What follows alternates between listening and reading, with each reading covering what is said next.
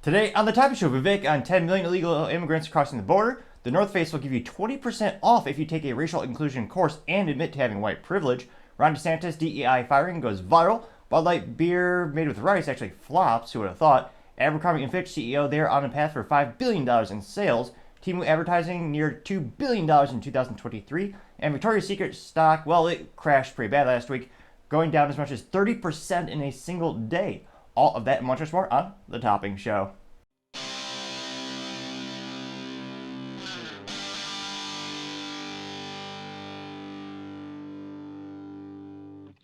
Thank you everyone for taking the time to tune in today. Today's episode of Topping Show is proudly sponsored by Topping Technologies. Topping Technologies is an IT value-added reseller and services company with a special proficiency in IT security. Heck, I see their founder at least twice a day. Gotta say he's quite handsome and brilliant. He's me, you see, that's a joke. If you're an IT there or a business owner, you can reach the team at sales@toppingtechnologies.com. Also, trying to get to 4,000 subscribers by the end of the month. So if you could click that button and tell your friends, I would greatly appreciate it. Now, going over to the business part of the podcast, you have Abercrombie Fitch CEO say they're on a path to reach $5 billion in sales, which is quite a bit to say the least for very fancy clothing, which usually disintegrates after a couple years. I wouldn't know. I don't think I've ever bought anything from there.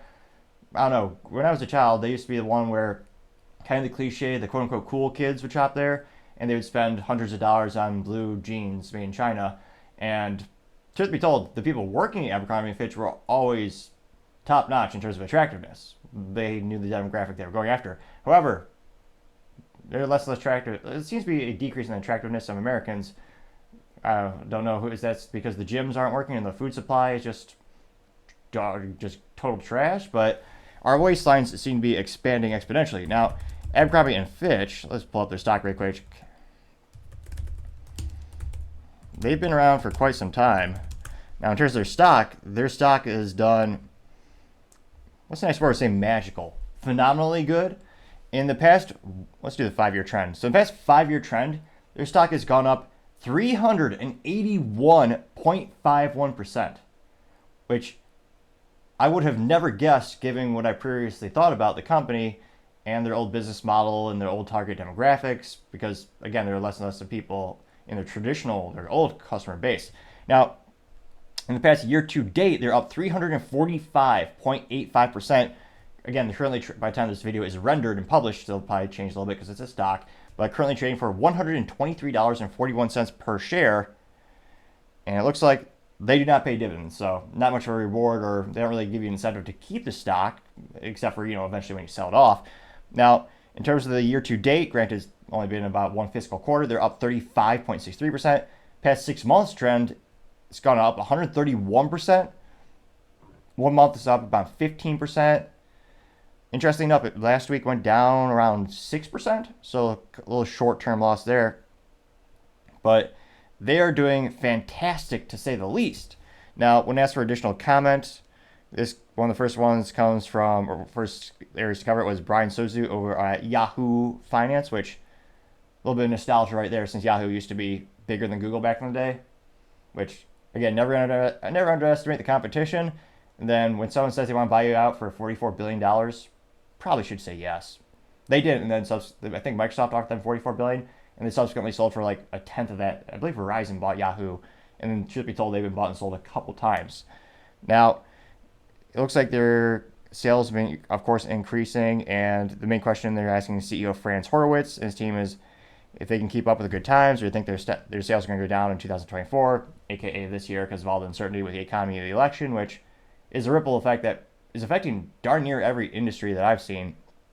And he says that the $5 billion target was originally put out initially by a New York investor in 2022. Now in 2023, they hit $4.3 billion in sales, which that's astronomically good. Now it looks like the net sales are up 21% year over year to net sales to 1.5 billion versus estimates 1.43 billion. Now it looks like the comparable sales are increased 16% versus the 15.7% estimate. Looks like the Abercrombie & Fitch sales division was 755.2 million versus 697.7 million, and Hollister sales were up 697.7 million versus the 724 million estimated. Completely forgot about Hollister. I think I have a funny seagull for a mascot, which all the cool, awesome mascots you can think throughout the business history of the years, oh, Seagull's kind of weak, but that's just me. Now they know their gross profit margin is ridiculously good because, again, it's fashion apparel. One of the biggest rewards for entering the most difficult industries out there is the profit margin. It's usually pretty darn good if you can make it, which of course is one of the most difficult things in the most hyper-competitive industries of fashion. Truth be told, when it comes to fashion, as we all know, all men should always suit up, and truth be told, good suit will last your lifetime. Now, their gross profit margin was 62.9%, and that is up from the previous year where it was 55.7%. Now, the estimates were saying they were hoping to have a profit margin of 60.2%, so again, the best way to beat the socks off every Wall Street analyst and every shareholder is to exceed expectations, because again, not only gives you incentive to hold the stock because it shows the company is doing well, but that's a big sign for people to buy the stock. Again, not financial advice, but a lot of people will see that as a positive sign, and they'll end up being new investors, and more people will buy the stock. Now, it looks like their inventories are doing pretty good, and yeah, they also attribute to, a lot of people are asking, what's the secret behind this? Now, one LinkedIn article noted that one of the keys would be expanding the demographics. Because again, for pretty much my whole lifetime, they used to be in these old-fashioned buildings or collection of buildings called a shopping mall, which again does age me quite a bit. And that's, for most of my life, that's where I thought this company was really, really best known for. And I don't know the last time I ever saw a mall. I know they still exist, but in all seriousness, their main demographic were, the teens, the teenagers, middle school, high school. Now, one of the ways they've been able to expand their sales is to start targeting the age-old millennials. Now, those people are now in their 20s and their 30s and beyond, and it looks like they say they're selling some of these clothing. These people are using the clothing for happy hour and for friends' weddings, and they introduced new wedding line in activewear, plus jeans that fit. Oh, let's see. Maybe that's not great news. Jeans that fit, quote, a wider variety of body types, which is a very politically correct way of saying they're going to make jeans for overweight people, which, again, that is an expanding category of consumers, pun moderately intended. And interestingly enough, this doesn't seem to detract from the image of a premium brand, which is one of the reasons Victoria's Secret shot themselves into the man foot, or the big foot, which we'll cover in a couple of minutes. Now, they note that the chain is now setting its sights on expanding internationally, especially in Europe and Asia Pacific region. So it'll be interesting to see as they just exponentially increase their sales more and more. Can they really overcome the uncertain economy where everyone seems to be cutting back their spending? They're trying to be more conservative, fiscally speaking, and they don't know if they're going to be out of job, if their industry is going to be regulated out of existence. So a lot of businesses are starting to decrease their spend, and consumers as well in 2024. And again, there's nothing you need at Abercrombie Fitch. You really don't need that many new clothes in your lifetime. I'm trying to think, the last time I purchased clothing, I want to say it was 7 or 8 years ago. Now, I did buy some branded t-shirts for the company, but that's not really, for me, that's to give away. I think I have one or two with my name, or that still find their way in my closet. But yeah, I'm definitely not the target demographic, to say the least. But let me know, when's the last time you actually went to Abercrombie & Fitch, and when's the last time you actually bought something for them? I'd be fascinated to hear what you have to say. Other interesting business news, you have Temu advertising neared $2 billion in 2023. Now, they are one of the most viral apps, and actually they're more of a manufacturing and fashion apparel companies on the planet. It's hard to have not heard of them. They're that viral, the youth might say. Now, this again was another LinkedIn article. They note that Temu's U.S. business is booming and big tech is reaping in the rewards. Temu's parent company spent almost $2 billion on Meta ads alone last year in their attempt to expand the U.S. customer base, which is astonishingly good for the Facebook Meta investors. Imagine one company spending near $2 billion in advertisements, which, it seems to be working. Their sales are exponentially increasing, word of mouth, and people seeing it on social media. You'd be hard-pressed to find someone who has not heard of Temu at this point. Now, Wall Street experts note this is from an anonymous source, and Temu claims they dispute it. Now, Google, they also noted, has actively courted Temu's business, and the e-tailer has now become one of his top 5 advertisers, which, that's insane. Of all the businesses on the planet, they're one of the top 5 for Google ads, which, again, for a company just winding back the clock a couple years ago, no one had ever heard of. And now they are one of the most well-known fashion apparel companies, and they're disrupting the traditional fashion industry, like places like JCPenney, like Macy's, so shoot, just like Abercrombie Fitch earlier, because, again, this is basically direct to the manufacturer, and they're ordering just through an app. And the only detriment or the downside to that is that, again, it's coming from Asia, so it's going to take a little while sometimes for the clothing to actually get here. Whereas if you go to brick and mortar, you get it near instantaneously. So that's really one of the biggest trade-offs. So it'll be interesting to see, do they just keep ratcheting up their spending more and more? Well, again, with the economic uncertainty, a lot of people decrease their marketing by quite a bit, almost exponentially. Now, there is also that other theory is, when times are tough, you got to double down and actually increase, sometimes double your marketing budget just to get those extra new clients. So it'll be interesting to see what kind of strategy there is. But great news for social media companies and advertising companies is Temu doesn't seem to be slowing down anytime soon, and that is quite a bit of added spending, to say the least. Now, going over to the culture part of the podcast and additional fashion news, North Face is offering 20% off if you take a racial inclusion course and admit to white privilege. Now, I am not a college gal, or I don't know, I'm pretty sure, or a gal who just stays home during the day. I'm definitely not the core demographic for the North Face. I'm trying to think if I've ever bought anything from them in my life. No, I don't think so. They were popular.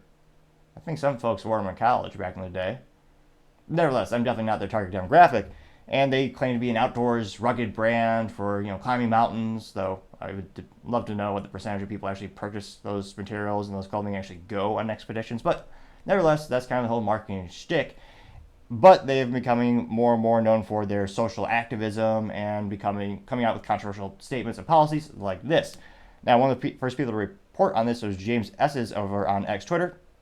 He says, quote, retailer in the North Face is offering 20% off if you complete their digital course in racial inclusion.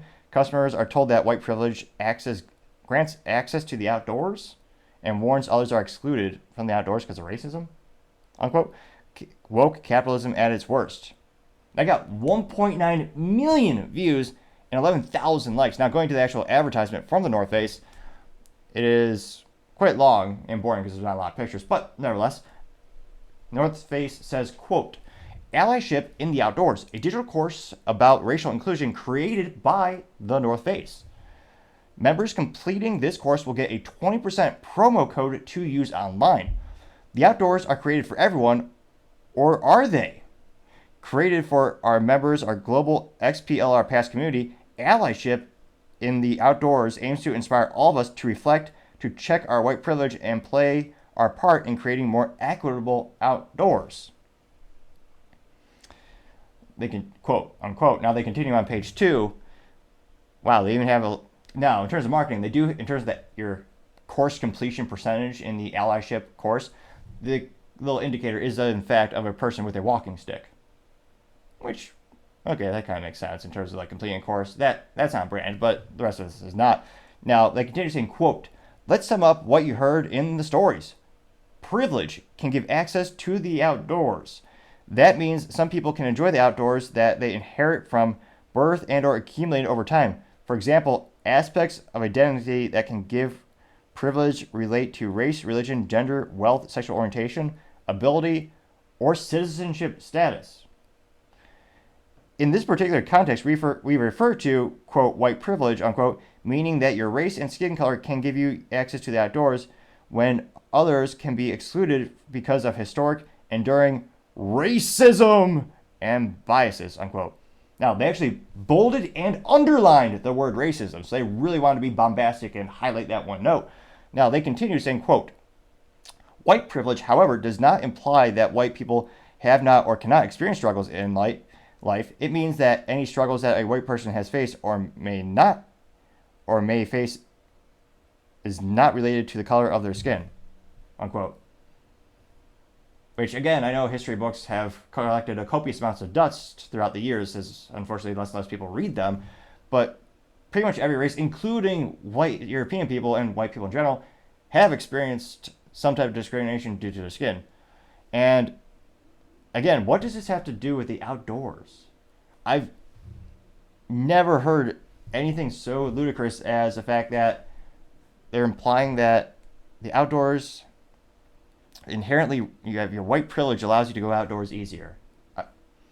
Has the North Face never heard of like a national park, which are quite literally created for anyone, or a public park, or just a forest anywhere? I mean, there are quite literally acres, I mean, millions of acres of land throughout the globe where you can just go there and walk for free. It doesn't cost you anything. It's almost unfathomable how unusual this is. And again, they're a fashion company. They're not a nonprofit. They're not, I mean, this is not their core competency. Their core competency is making cheap Chinese goods, throwing a logo on it, and having white women pay hundreds of dollars for it. And it's worked for years. It's very profitable. People love the brand. It used to be loved by darn near everyone. And they're supposed to be about getting you supposedly outdoors to go hiking and go do some fun stuff. And yes, they're implying that's not. It's almost unfathomable how much of a shoe they put in their own mouth, or in this case, perhaps a hiking boot. Because again, I don't know how's this going to increase sales. It's actually you could actually argue it's costing them money because they're giving away a coupon, but this is also going to alienate a huge portion of your prospective clients who probably, because you're being so utterly offensive and, well, just wrong as well, and morally and mentally vacuous to say the least. And access to the outdoors. Again, no one's locked inside. This isn't the first time I've read this. I've read this a couple times, and it's still, but almost seemingly more and more bizarre and mentally vacuous every time you read the dang thing. But maybe I'm wrong. Maybe the comments are overwhelming support and everyone is taking this course, they're getting that coupon, they're admitting they have white privilege and that, it was easier for them to walk outside the door and go outdoors. I mean, probably not, but let's dive in the comments and find out. Now, again, that got 1.9 million views, which is quite a bit to say the least, in the first 48 hours. Now, one of the first comments comes from Zuby saying, quote, LOL, they still think it's 2020 and this crap will work, unquote, getting 3.8 thousand likes. You also have Elon Musk chiming in saying, or rather, emojiing clown face and world, getting 3.4 thousand likes. Gina says, quote, I've been buying North Face for 20 plus years. I'm done forever, WTF, unquote. I got 1.3 thousand likes. Zeno says, quote, hilarious how North Face sees their customers. And it is a picture of Eric Cartman from South Park dressed up as a Klan member. That got 687 likes. J.O. Hart says, quote, the victims of the grooming gangs were targeted because of their white privilege or their white skin. Now, this looks like another piece. Let's see here. Is this another experience from their skin? This person highlighted that.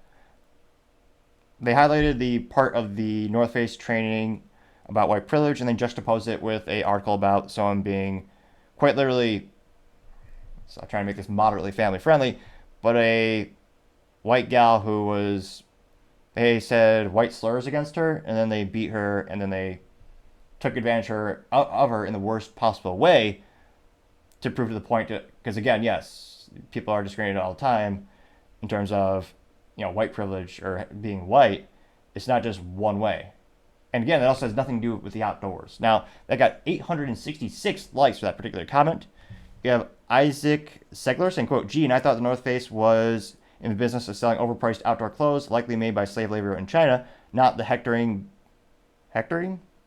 business, but seems not. I might take the course, but answer with only politically incorrect responses while I still get the coupon, unquote, getting 199 likes. So scrolling down here.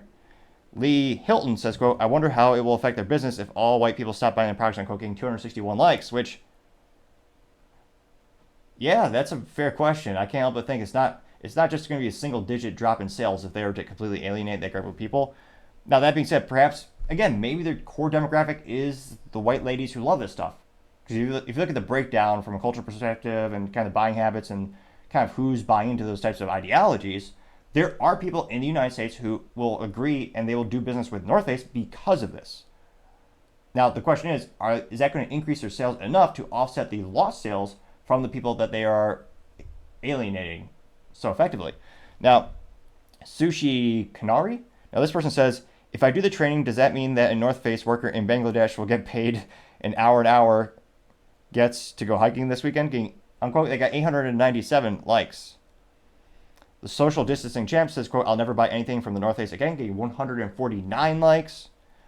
Patty Ultra X says, quote, I'm genuinely puzzled by this. What is stopping people of any particular race from going camping or hiking? Why is the great outdoors somehow off limits unless you're white? What am I missing? Unquote. Great point. That got 973 likes, which, again, spot on. Barbara says, I wish there were a scam to capitalize on white guilt, but I'm afraid they might actually believe it. That got 370 likes. Taylor Silverman says, quote, take a hike to the North Face, unquote, which, good pun. I mean, they're supposed to be about getting people hiking, so I appreciate that. That got 452 likes. Susanna says, quote, they just don't learn. It will be interesting to see how the demographics, interesting to know that, oh, sorry. Again, speaking is a difficult thing at times. That's why I have a theory. If you click the subscribe button, it's precisely the subscribe button, it may very well help assist in my speaking ineptitudes in the goal of getting them lowered to basically zero someday. When I first started the show, I had basically no subscribers, and I had even worse speaking issues, speaking way even faster than now, stumbling over my words, mispronouncing things. But truth be told, the more subscribers I've gained, the better I've been speaking. Now, granted, some might argue just a modicum of improvement, barely at all, just a little bit, but I would argue still an improvement. So my theory is, the more subscribers I gather, well, the better I shall be able to speak and improve the actual show for everyone who is tuning in. So, again, a fun reminder, if you can click that button, I would greatly appreciate it. Now, Alice Dice Merriweather says, quote, decades ago, we equipped our expeditions with North Face products, the Knee Plus Ultra of the outdoor gear. By the 90s, it was all made in China. The quality plummeted and became a cheap brand known only for its label, unquote, getting 516 likes. Jenna Hoach says, quote, wow, I've been buying North Face for almost 30 years, never again, getting 1.7 thousand likes. And again, I'm scrolling more and more, and I do follow some people who are, politically more, you consider them leftist, and people in left, people in the middle, as well as people on the right on X Twitter, just because I want to try to gather as many viewpoints as possible. And echo chambers can get pretty boring pretty quick. And I'm scrolling to try to see if there's any contrarian statements or anyone who's saying, this is a great idea by North Face, or I'm going to shop at North Face because of this. Because again, there are some people out there who will, because they have a cultural alignment or political alignment with those ideals. Now, I can't suspect that this will be a net negative to their total business line or their total sales. But it'll be interesting to see, because that being said, I guess the average person who's buying North Face, maybe they are more already of the political ideology of white guilt and they think it's a good thing. Well, maybe the people who are more of the mindset that they don't believe in that, but perhaps they buy a different product such as a Carhartt or something to that effect from a different brand, different company.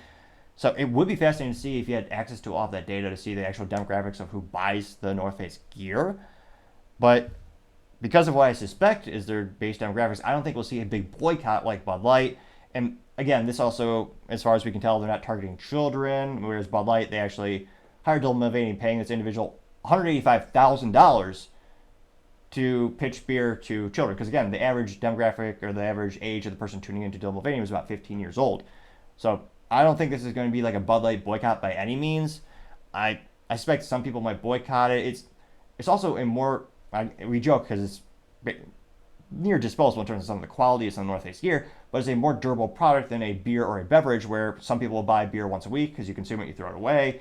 Whereas with clothing, you can make it last a fair amount.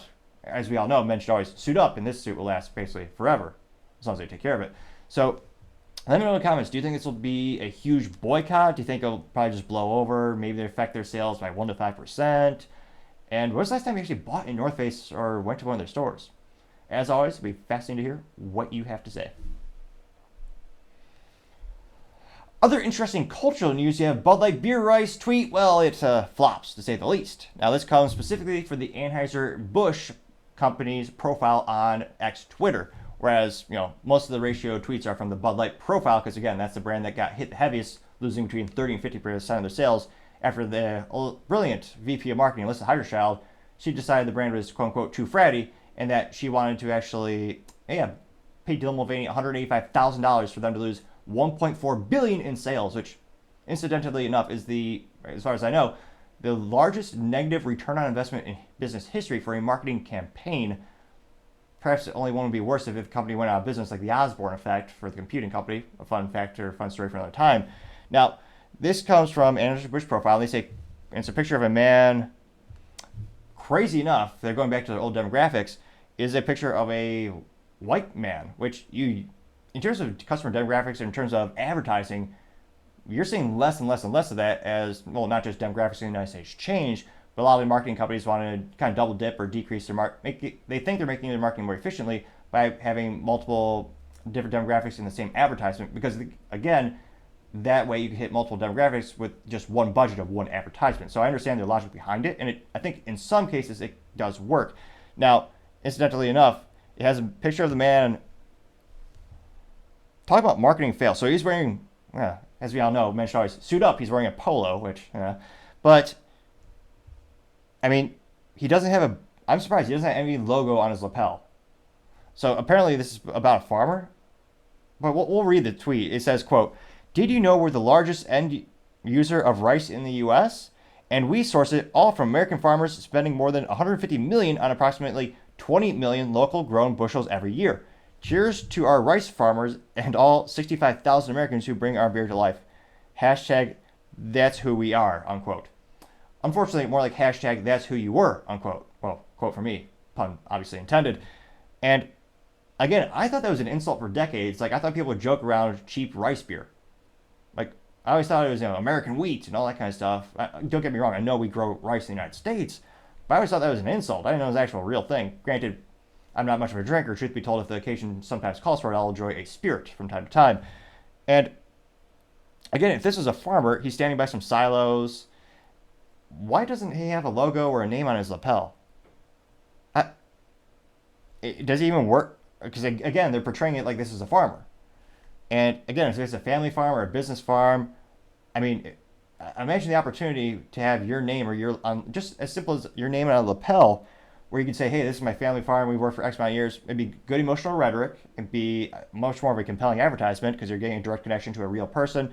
Again, this person is probably a real farmer. I mean, it definitely doesn't look like an actor. It's not that, they wouldn't call him Hollywood handsome by any means. But, again, that's another lost opportunity. And they say, hashtag that's who we are. And again, they're also saying, we spend this much money on American crops, which that doesn't really make them that unique. Any business doing most of the beverage sales in the United States would just they would buy it anyway. I mean, one of the things due to not just tariffs, but also just the cost of transportation and logistics, one of the big reasons to manufacture things in the United States, well, again, it's also very prohibitive thanks to politics and the EPA. It's not an easy thing, but one of the benefits are what I just mentioned, the cost of moving it, the cost of the tariffs. So that's why some of the vehicles are made in the USA by quote-unquote foreign brands such as Mercedes or Honda or Toyota. They have U.S. factories. So even if Anheuser-Busch, this doesn't really make them more of an American brand, which is kind of what they're leaning towards or trying to compel. Granted, we could debate from dusk to dawn if they're really an American brand, because now they're Anheuser-Busch InBev, headquartered out of Belgium, which incidentally enough, I guess they don't just make good waffles and exceptional firearms, but they also own 40-plus beer brands under their portfolio. And again, it says, I grow the rice. Which, it just doesn't seem that compelling. And they're also, they seem to be maybe pivoting away from their attempt to just give away their product for free, which, again, that's the one time where I've seen more positive comments than negative, is when they're just giving crap away for free. Truth be told, when we look at the profiles responding to those, many of them are also they just want freebies. They're not real fans of the product. It's definitely not going to increase their sales by one iota, because, again, they just want everything from free Mountain Dew coolers to sports balls tickets to gift cards. I almost just think it's just they just set up their profile on X Twitter and have a program just enter them literally into every one of those freebies and retweets for all of them. Now, maybe I'm wrong. Maybe the comment section is so utterly positive, saying thank you for buying our rice and putting it in your beer. I mean, probably not, but stab in the comments and find out. Again, in terms of it didn't go viral to say the least. I mean, after 48 hours, I wrote down the statistics. It got about 4,300 views, which for a multi-billion-dollar company, which everyone used to know and love, that's terrible to say the least. Now, not to brag, but I did get 400 views on one of my Bud Light videos recently. Now, obviously with me, I have the opposite formula as opposed to Bud Light. Them, it's all about volume over value. It's me, I'd rather just have quality over the quantity. Them, it's all about the quantity. Now, they also only got 80 likes, which is pretty low to say the least, considering presumably they have more than 80 employees left at the company. Perhaps they are mostly inebriated and drunk because they're drinking Bud Light. But let's go to the comments. Now, not to brag, but this first comment, the profile looks quite handsome. The topping show says, quote, I thought rice beer was an insult, didn't know people legitimately made beer from it in the US, unquote. Now, while that was one handsome looking devil in the profile picture, it only got one like, but it did get a like, to say the least, which is more than Pamela Hansen Etherton, who said thank you. They said something nice about Anheuser-Busch. This is a little suspicious. We have to check out her profile. So Pamela Hansen Etherton, going to her profile, looks like she's a Navy veteran, mom of 4, widowed, joined in 2008, and she wants baseball cards? She wants to win a gift card to Captain D's Fish Fillet? What the heck is that? Wants to win a Dragon Ball Z protein powder shaker cup. I would not have guessed that'd be their core demographic, because it sounds like she might be a grandma as well. She also wants to win gift cards, Star Wars pop figures, which, spoiler alert, has nothing to do with the beverage. It's apparently a little piece of plastic. Wants to win sports balls tickets, random machinery. Again, pre-workout?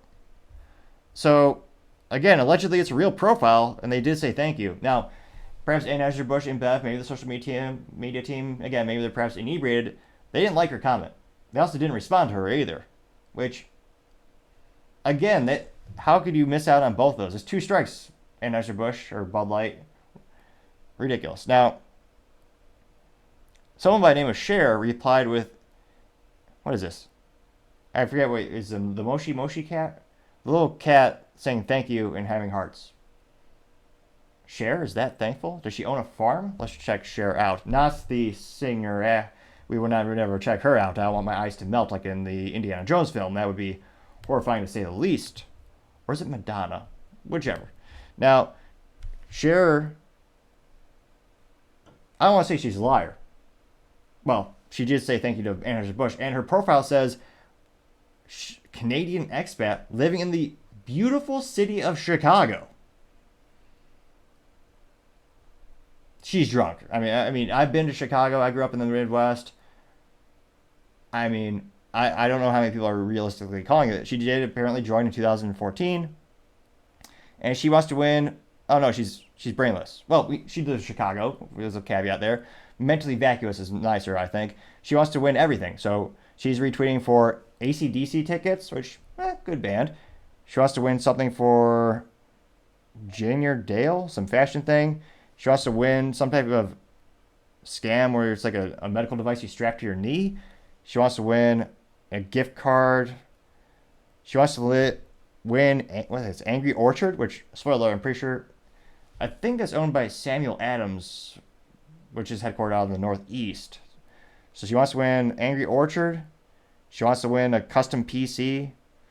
She wants to win a Stronghold. Wants to win an Xbox. Gift cards. She wants to win Nestle tea products, like everything. Wants to win Busch Light. So Cat Lady is mentally vacuous. She just wants free stuff. She's not giving out original statements. She's not even reposting things that are intellectually stimulating or even political gifts, or it's just free stuff. Just gift cards. So again, the 2 positive comments we've seen are from people who just want free stuff. Also an unverified account. Now, going down more, you have straight from the D saying, quote, "Are you glad Doritos has taken over Bud Light's spotlight for terrible choice of a spokesman?" Unquote, getting 1 like. You have Just Me 75215 saying, "AB and InBev insulted their core customers and refused to apologize. They are out of touch with their core customers and as woke companies are." Unquote, getting 1 like. CM says, quote, "Making beer from rice. I'm not sure I admit to that." Unquote, getting 1 like. See, I was right. That is, I always thought that was a pejorative slang for the beer community. It's like, oh, it's rice water or something like that. I've never heard anyone brag about their beer made from rice. I know sake is made from rice. I mean, people like that. Well, there's a time and place for everything, and for them, that makes sense. Now, Dadman says, quote, "You're still thinking," quote, getting 1 like. Anthony Leach simply replied with a clown emoji. That got 1 like. McLovin Fogel says, "Trans rice," getting 2 likes. Nate Woodcock said, "Rice beer is whack," unquote, getting 1 like. Dan just, quote, "I'm happy for that. Just wish you didn't allow yourselves to go all woke," and then hardly issue an apology, unquote, getting 1 like. Let's see here. Young Chap 99 says, quote, "What's up, Anheuser-Busch? Checking in again to see if you can tell the Bud Light and Budweiser Twitter accounts to unblock me. I gave them a good-natured ribbing over the whole Dylan Mulvaney fiasco, LL, and I got blocked. Appreciate it," unquote. Getting 1 like. But no, my profile is still blocked from Bud Light, even though all I did was simply respond to one of the posts saying, "Thank you for giving me a reminder to purchase good old Yingling." And I had a picture of a Yingling case of bottles and cans on my interview podcast table. Just that, they blocked me for that. Granted, perhaps they tune into my daily show where they are certainly the winner of the Business Blunder of the Year for 2023. But again, in terms of my ex-Twitter just responding, that wasn't negative to their brand, just reminded me to buy the competition. Which, again, thanks to the Bud Light boycott, I know that Yingling is still a family-owned, multi-generational company headquartered in the Northeast and the oldest brewery in the United States. And truth be told, when my IT company has customer-facing events where we need to provide our own beer, I choose them because I like to support family-owned businesses. And granted, I probably should have known that decades ago in terms of the brand, but again, I'm not a big beer drinker. So thanks to the Bud Light boycott, I know how to support an American family-owned business. So again, I should thank Anheuser-Busch InBev and thank them for helping me connect that knowledge to that. Now, of course, we have that nice disclaimer saying, quote, "Show additional replies, including those that may contain offensive content." Of course, we're going to click that bonus button, and we see bye-bye saying Dylan Mulvaney tries stand-up. And let's see here. We can play that for a New York minute. It didn't get any likes, but it should be entertaining. Is Dylan wearing a dress with, what the heck are those? Just sandals or flip-flops? The F- of any fashion is flip-flops. I can't think of a single situation besides jiu-jitsu class where you would see someone in flip-flops and not think, dear God, have you just given up on life? Really? Flip-flops? Heaven forbid they're wearing socks, too. That's just ridiculous. So Dylan's wearing a skirt. I don't know if it's Dylan's real hair, but it's long, what is it, amber hair? And some type of bra? Let's see. I would feel like I was a part of something bigger than myself. That was a double entendre. Look at me doing stand-up. My eyes! They melt! Dylan slapped Dylan's rear end. That was quite horrifying. Now I understand why they put that disclaimer saying it may be offensive. But we endured. Now, again, going to the very top of the ad, they grow rice. They grow rice, but they don't grow their sales because, again, this doesn't give me a compelling reason to buy the product. Anyone who sells beverages in the United States is going to buy the crops. So, again, does this inspire you to go out and buy a Bud Light? Do you think the culture will shift and maybe the boycott will go away? I mean, they haven't addressed the 800-pound elephant or Dylan in the room. But, as always, let me know. I'll be fascinated to hear what you have to say.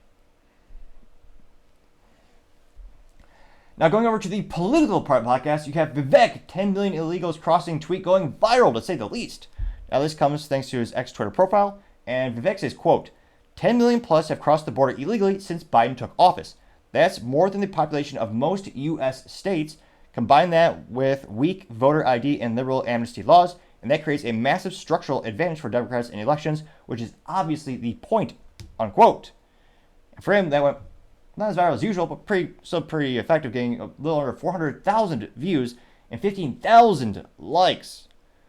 Now, interestingly enough, I'm looking at his profile right now, and I think he actually stopped paying for X Twitter Premium. There's the business version of Twitter or X, where if you pay it, it's like, for me, it's not worth the cost in terms of my tech company. It's like $1,000 plus per month, and you get an extra little emoji in your Twitter profile to show that you're working for a business connected, on the platform. And again, there are some benefits, but it's very hard to do targeted advertising on X Twitter right now, as opposed to like LinkedIn, where you can actually target people based on their job titles and geographic location. I'm sure X Twitter will get there, but it is interesting that it looks like Vivek has stopped that, because I don't see that cool. He had, you get your own custom emoji. Him was the, the colored V. I don't see that by his profile anymore. A little ADHD comment there, or observation and comment. Now, again, it's fascinating to see or hear kind of the age-old political topics that we've been debating for decades, which the pessimist to me kind of just thinks Democrats and Republicans use the same topics so they can both, increase their funds and make their campaign funds grow even more over time. Because again, we've been discussing the border for decades, and yet we've really never had really much progress. I mean, every couple of years they just talk about amnesty, then they'll build a little bit of a wall, but they never really secure it.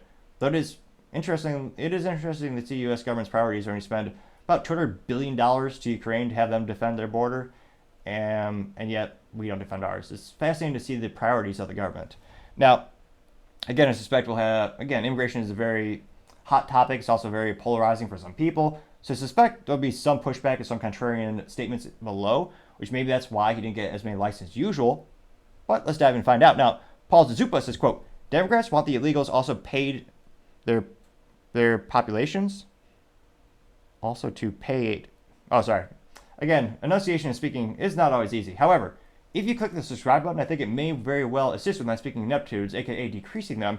Since when I started the show, believe it or not, I actually spoke a lot faster, stumbled over my words a lot more, and my voice, truth be told, was a little bit monotoned at times. However, the more subscribers I've gained, the more I've been able to increase my enunciation, and I think I've been improving a little bit. Some might argue it's just a modicum of improvement. However, still a little bit of improvement, I believe. So again, if you could click that button, I would greatly appreciate it. Now, what Paul was attempting to say before I butchered it was, quote, Democrats want the illegals also to pad their populations. Many blue states are losing more residents than gaining each year. The census currently counts illegals. These blue states need the numbers or they'll lose the seats in the House next census. Thus, they welcome illegals. Unquote, 126 likes. Again, that's something I've always heard that rumor as a kid that Democrats want illegals because it will increase their representation in the government, and it does because of the census. And they do get to send more. They get more people in the House of Representatives because that's based on your population. So there is some truth to that theory, and I don't know if we've ever seen any hard documents leak or any leaked conversations where you hear a political leader explicitly saying it out loud. That's why they're doing it. I mean, if you've seen that, let me know in the comments. I've been researching this for a while. I haven't seen that directly, the quiet part said out loud, so to say. But if you have that data, I'd be fascinated to go over and examine that data. Now you have Luke Zaleski, who is our favorite leftist. Well, don't really like him. However, I do appreciate his perspective because it is more contrarian to a lot of these people that we follow and cover on the show. And echo chambers can get a little bit boring, so I always want to hear more information and get more data, make life a little bit more interesting. Now, Luke Zaleski says, quote, Elon Jr. is fired up on replacement theory, and it's kind of weird to think who is going to vote for someone without any other information than they're a Southern immigrant. Furthermore, the incentive structure baby Trump isn't acknowledging is the financial one created for the cartels who buy U.S. politicians who drive up the price they charge per crossing with right-wing policies and propaganda, unquote. Now, many people would argue that is a mentally vacuous statement. I would too. However, people did agree with it. They did get 5 likes, and it looks like, what were the replies? There was one reply, well, 2. One was censored. The red in the C simply says this guy gets more retarded with each post, unquote. Simple Human says, quote, when eyes and minds are closed, why does one need glasses? Stupidity makes you dangerous to yourself and everyone around you. Jennifer, unquote, Jennifer Lee Carroll. Now, no one liked the responses to Luke Zaleski, but they were there. And again, it is interesting to see, you have seen the U.S. government allow some immigrants, but not, and I suspect some of it is politically motivated, because again, they'll grant asylum, which one of the most ridiculous things is they'll grant asylum from people trying to escape Mexico, which they vote for their president, and they don't live under a dictatorship. They have the government they voted for. And yet with Cuba, which is a terrible dictatorship. Now, granted, I'm biased. That's where my family escaped from. But I remember the Biden administration actually refused them. I believe was it 20, what year is it? Was that 2018 or 2019? No. Oh, no, time's going by way too quick. That was 2022. Yeah. So they actually refused immigrants or refugees from Cuba, where I would argue of all the use cases of someone who deserves asylum based on escaping an oppressive regime, Cuba would certainly qualify for that. However, they turned them away. Now, some people do suspect, again, I don't have any hard documents on this, but people from Cuba tend to vote more right in general, perhaps because they've seen what happens when the government takes away guns and seizes the means of production and takes everything over. Spoiler alert, if you never read a history book, the most morally vacuous, mentally vacuous things in history always come when the government takes over the means of production, when they disarm the population. So perhaps maybe that's why they would not allow amnesty from Cubans trying to escape, but they would from everyone from the southern border. Now, going to other comments here, you have small government saying, quote, "We need allocation of representation solely based on U.S. citizens, voting restricted to only U.S. citizens," unquote, getting 12 likes. You also have Bulldogs for Vivek saying, quote, "Today is March 5th, and Vivek Ramaswamy is the best VP in history alongside President Donald Trump." Or they say will be the best VP, getting 52 likes. Moto Storm says, quote, "The great social experiment. I wonder who is all involved, not just the Biden crime faction, many others too," unquote, getting 26 likes. And it's funny, it's one of those things where it is kind of the cliche thing we've seen in politics. One, you're told this isn't happening. Two, you says it's happening a little bit, but it's not a big deal. Three, you say it's happening, but it's okay. Then four, you say it's happening and you should embrace it. And five, they say it's happening, you must embrace it no matter what. And we see this with this replacement theory. Again, people have openly talked about this in politics, left and right, and we've even heard some people on the left saying it is a good thing. And again, I think as long as you have the same morals and values of the United States founding fathers, and you follow the correct process to, go through the immigration process, absolutely, it'd be great to have those people in the United States. It's all about having the same shared morals and values.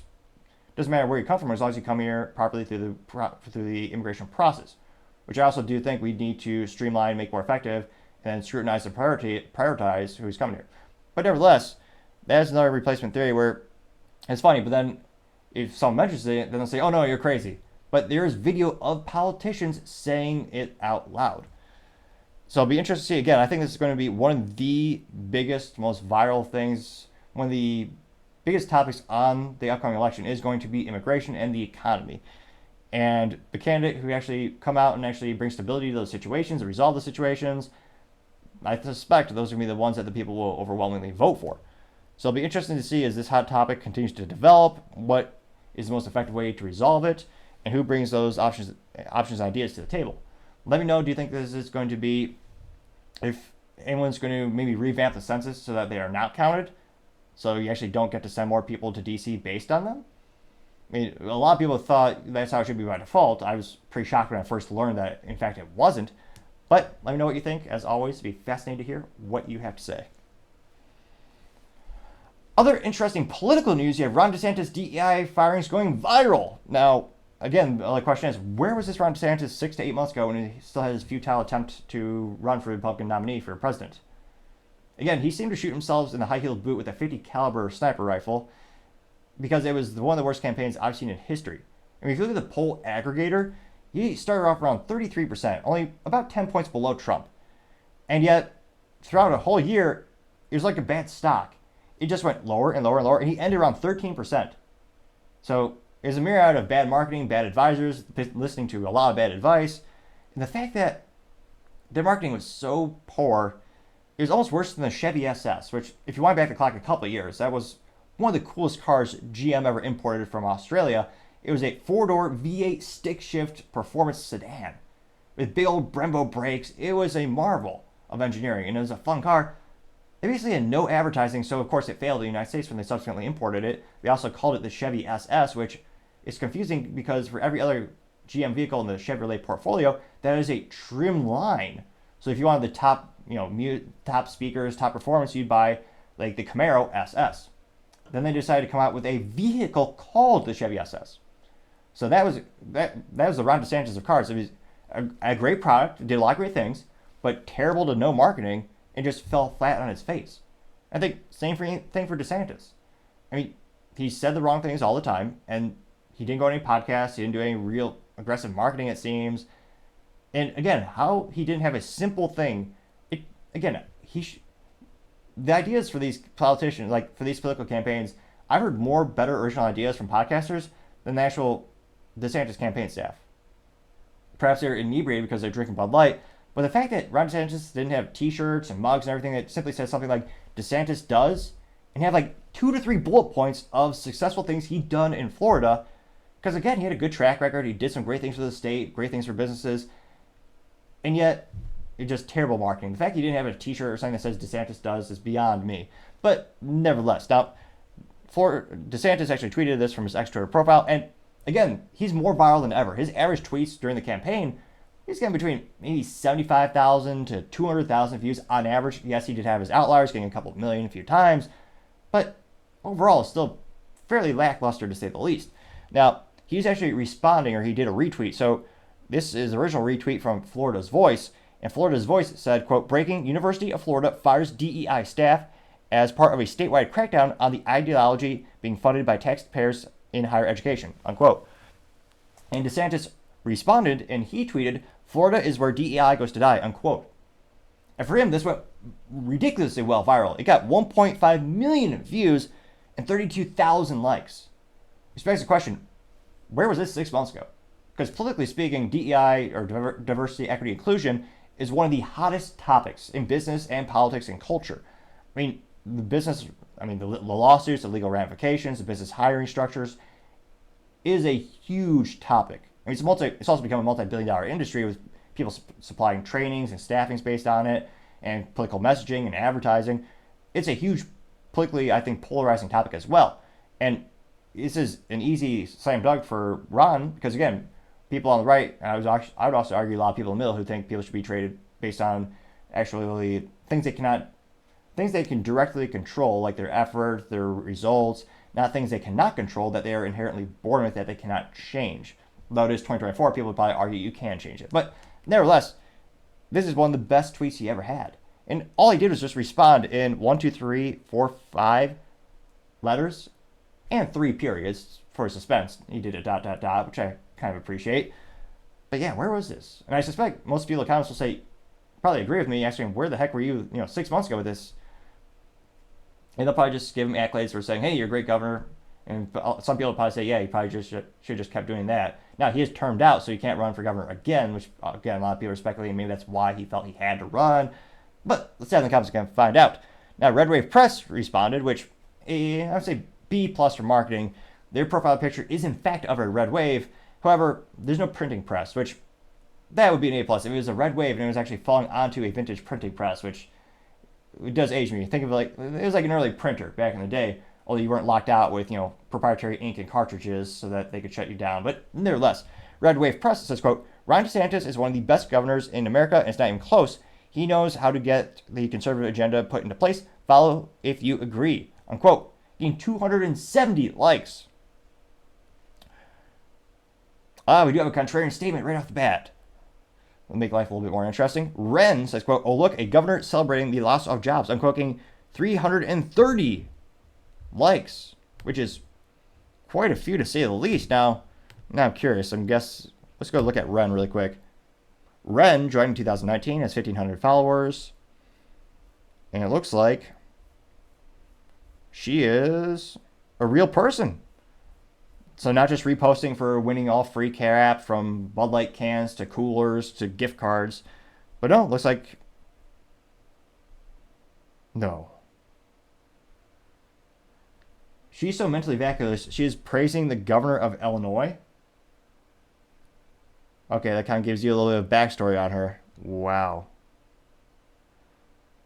Yeah, Illinois is one of the most fascinating, corrupt places on the planet in terms of it's just totally coincidence. Every time they have a governor or a mayor, they usually end up jailed at the end of their career for corruption. Fascinating.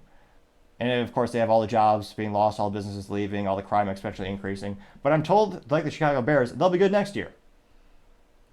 That's a joke, because statistically speaking, they've done the same thing for 87 plus years in terms of their political affiliations, their voting, and their sports balls team. I don't even remember the last time they won a sports ball Super Bowl. But I remember growing up in the Midwest, that's what I was always told. The Bears have great defense. They'll be good next year. Yeah. Again, I'm not a sports politics enthusiast, but even I know that's not happening anytime soon. Now, Peter Heldson says, quote, it's a damn shame the GOP chose the GOP guy who sells NFTs and garnished sneakers for a personal profit instead of you. I'm quoting 270 likes. Burt Macklin says, best conservative leader of our time. Thank you, getting 242 likes. Just Gus says, and where hate goes to thrive. I'm quoting 271 likes. Another contrarian statement? I thought it would be overwhelming support. This is pretty interesting. Just Gus, his profile picture, or the banner, not the individual profile, but the banner on his profile is Trump for prison. So at least you know his political affiliation right off the bat. Going down more and more. Warren also says, to be fair, that's dark humor. They say, to be fair, Florida is where most things go to die. A little bleak there. Looks like Warren is described as a, quote, this is his profile, quote, a former never Trump Republican, now left of center Dem, probably tweeting about how awful Cheeto Jesus is, or Dodger baseball. What? I don't read DMs. That's their profile description. Or looks like they're also located in Tampa, which, if you don't like the leadership, you don't like the state, why do you live there? It's beyond me. Leslie says, I thought Florida was where political aspirations go to die. I'm going to get 184 likes. You do have Don Hansen saying, hallelujah, onward for kicking Marxism out of America, unquote, getting 15 likes. Let's see here. Lucky says, quote, someone was literally just arrested in Florida for doing burnouts on a rainbow crosswalk, unquote, getting 63 likes. So it looks like there's more and more contrarian statements. I thought DeSantis would get more love than this. Vance Murphy said, quote, where was this type of talk when you were campaigning, unquote, getting 14 likes? And yeah, exactly. Richard Nixon, though definitely not the real one, he says, quote, what about the man being charged for a hate crime for doing a burnout on the pride flag in Palm City County? Can you help him out? Getting 14 likes. Team USA says, quote, thank you, sir. Florida is the last free and fair state, unquote, getting 82 likes. Just insulting to say the least. Florida's awesome. However, it doesn't hold a candle to the best state in the union, the former country known as Texas. Or if you're boring, you just pronounce it Texas, which, again, that's not as exciting. You have to pronounce it the fun way. And I'm a little remorse I didn't actually go up and pick my cowboy hat off the shelf. But nevertheless, you get the idea. Geek Dad says, quote, a lot of retirees too, just saying, getting 36 likes. Built to Last says, quote, darn right, winning, unquote, getting 19 likes. Matthew Arthur Gray says, quote, of all the things you decide, this is where to put your energy, getting 20 likes. Move the Overton window left says, quote, and Gilead begins to rise, getting 21 likes. Lucas Gage says, good job, Ron, getting 20 likes. Valentina Gomez says, quote, Missouri will soon join you, Governor. You're invited to when I get sworn in as Secretary of State and declare an end of DEI, LGBTQ, and critical race theory. I'm getting 74 likes. Florida Mike, never again Trump, says, quote, DEI has no place in America today. I'm also glad I live in Florida instead of some wacky state like New York or California, and quote, getting 57 likes. Michael Danvier says, quote, where truth and integrity go to die, unquote, getting 62 likes. So a lot of contrarian statements. It almost seems like a 50-50 ratio. Let's see, Dust says, quote, University of Florida is also set up an expedited process to hire back the same DEI staff under neutral job descriptions, very likely with small bonuses for the trouble, proving once again Ron DeSantis is a bum, unquote, getting 22 likes.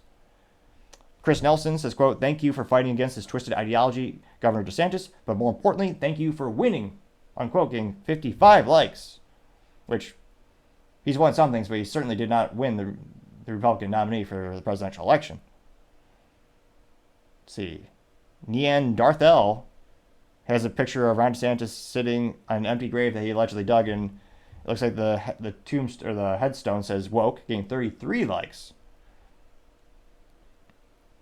So it looks like, yeah, about 50-50 ratio.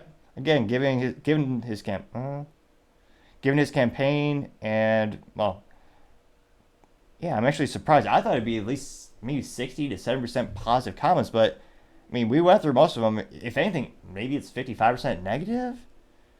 I mean, and there are a lot of comments. I mean, it went viral. It got a lot of attention. I mean, again, it got 2.1 thousand comments, but only 30, and it did get 32,000 likes, which again for DeSantis is pretty darn good, and 1.5 million views, which is quite a few to say the least. And the statistics were 48 hours after, so there's plenty of time to gather gather a majority of the views. Very similar to YouTube videos. Usually, the first 24 hours is where you get an overwhelming majority of the views, and then after that, they kind of just trickle in. Same thing for Twitter and most social media interactions. So, again, actually, I was actually a little surprised to get more of a higher ratio of likes, but again, I think the DEI as well as immigration are going to be some of the top topics as we go into the upcoming presidential election. Granted, again, Rod's not running anymore, but I think it is going to be one of the biggest topics in business and politics and culture in 2024. And again, from a legal perspective, it'll also be fascinating to see how this is taken up on the legal altar, so to say, because again, they're also basing people different based on their race, and that's not legal in the United States. So again, I'm surprised it is increasing in popularity. You see it a lot in corporate America as well. But let me know, do you think, I mean, we'll just take it going up to the Supreme Court to get shot down. I mean, you did have the Supreme Court in 2023 telling colleges they are no longer allowed to admit people and discriminate against people based on their race. Now, unfortunately, some of those colleges are just ignoring that. But let me know, do you think this will be another one of those big topics like immigration where we just debate for decades? Do you think there'll actually be a resolution one way or the other? As always, be fascinated to hear what you have to say. Now, going over to the business blunder of the day, you have Victoria's Secret stock it just crashed 30% in one day, about 37% in a single week last week, which is quite terrible to say the least. I know public school test scores are at all-time low, everything from math science to the ACT score was at 32-year low, and yet the teachers union say they just deserve more and more money exponentially. So a fun little fact that might help the youth tuning into the show. I mean, 30% stock drop in one day, that's more than a quarter, or 25%. It's actually greater than. Well, I don't know if they use those greater than symbols anymore in mathematics these days or public schools. Now, again, this was first brought to our attention thanks to New York Post. And this is written by Lisa Fickenshiner. She said that, quote, Victoria's Secret stock plunged 30% in the worst day ever as lingerie sales tank. They also, let's see here, this is the biggest decline since their IPO back in July 2021 when the company was spun off of, what was the parent company called? It was the same company that owns candles and a couple other luxury brands, limited brands, that's the name. And fun fact, their IT actually uses pink Ethernet cables, which I thought was pretty cool for branding. Again, I'm one of those nerds who appreciate a cool data center. But again, they note that in the quarter ending February 3rd, the comparable store sales fell 6%. It's forecasting sales to be about $6 billion this year versus $6.18 billion the previous year, which is terrible to say the least. Now, granted, their products are much more niche as opposed to we previously covered in the show. And this is really, now that I think about it, this is really a fashion-heavy show, which, of course, I'm an expert because I know all men should always suit up, and one suit will last you a lifetime. But, I mean, you have Abercrombie Fitch where their stock went up over 350%, and their sales are all-time high. Now, granted, they cover many clothing categories where Victoria's Secret is mainly known for their lingerie, but it is fascinating to see some of these fashion companies just cratering. Now, I do have many suspicions of why their sales have gone down so ridiculously. Now, the CEO, Martin Walters, says, quote, as we look into the new year, we recognize the broader intimates market in North America has been down for 4 consecutive quarters, and we are planning for the business to appropriately conserve in the near term, unquote. So it looks like, I don't know, back in the day they would call them non-mentionables in terms of your undergarments, which are also fancy terms. I don't think people in the youth use those terms anymore these days. But it looks like they're saying that, things are going down in terms of the sales. Now, let's see here. For certain, they say Victoria's Secret is still a quote-unquote leader with a 20% market share. And they also note that, quote, with our digital share up slightly and our store sales down slightly. So, again, there's still a big deal in that category. Now, one of the biggest controversies of the company, they hired morbidly obese models, as well as trans models as well. And looking at the broad portfolio, the long-time customer base of who buys Victoria's Secret and who they were trying to appeal to, those other individuals were by no means in that category. So they tried what many luxury brands attempt to do, which is they wanted to grow their customer base and go for more volume versus value. So they wanted more sales, they wanted more smaller sales as opposed to larger dollar amounts per less customers. And in some cases that can work, but more often than not, you just shoot yourselves in the foot, or in this case, perhaps the flip-flop, which is the abomination of fashion, and they just went against everything the company stood for. Because again, the company is supposed to be sexy underwear that you aspire to wear. Maybe you need to work out a little bit more so you can fit into it. Maybe you need to save up a little bit more so you can afford it. It's something that I would describe in terms of fashion and a purchase being more of an aspirational thing. It's not Walmart underwear, which again, there's nothing wrong with Walmart underwear. It's just a different type of category, different materials, different marketing, different perception. And again, they're a luxury brand, and yet they want to increase it to anyone can buy it. Now, again, in the United States, culturally speaking, one of the biggest debates and biggest hot button cultural issues and topics is trans spokesmen and trans spokespeople. And depending on the product category, you can shoot themselves in the foot. I mean, Bud Light spent $185,000 for a couple pictures and a video from Dylan Mulvaney celebrating this individual's 365 day of womanhood, where they put Dylan's face on a Bud Light can. That $185,000 campaign caused their sales to go down by $1.4 billion in sales, which is perhaps the best, or not best, the greatest dollar amount in terms of greatest negative ROI in history, if that vernacular makes any sense. And again, it looks like even worse, some of the stock analysts for Victoria's Secret, they're actually decreasing it. Actually note that they lowered their company from underweight to neutral. So rudimentarily speaking, a lot of the stock analysts are saying, this no longer is it a good time to buy it, but it's not so bad that you want to sell it yet. It's a neutral, so just basically hold the stock if you do have it. They also, their stock is around, it's like 18, let's pull up the actual stock trend really quick. Let's see here. Victoria's Secret stock. I think spelling usually helps. Which also probably shows how often I Google them or Brave search them. And it's about $18.20 per share. Yeah. So their 5-year trend. So since their IPO, their stock's gone down 56.81%. Also known as a little bit more than half off. Which is not that's terrible to say the least. And even more disappointing, they don't even pay dividends. So if you buy the stock, it's not much of an incentive to actually hold on to it. Though, obviously not financial advice. I always tell people stock is like gambling. I'd much rather gamble on myself, or I always tell people you should gamble on yourself. Learn a new trade craft, start a business, what have you.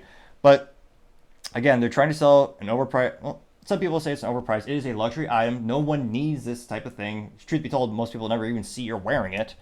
So it's one of those things where you definitely don't need to go out and purchase it. I would argue underwear is moderately durable. They're not disposable. You could use them for quite some time.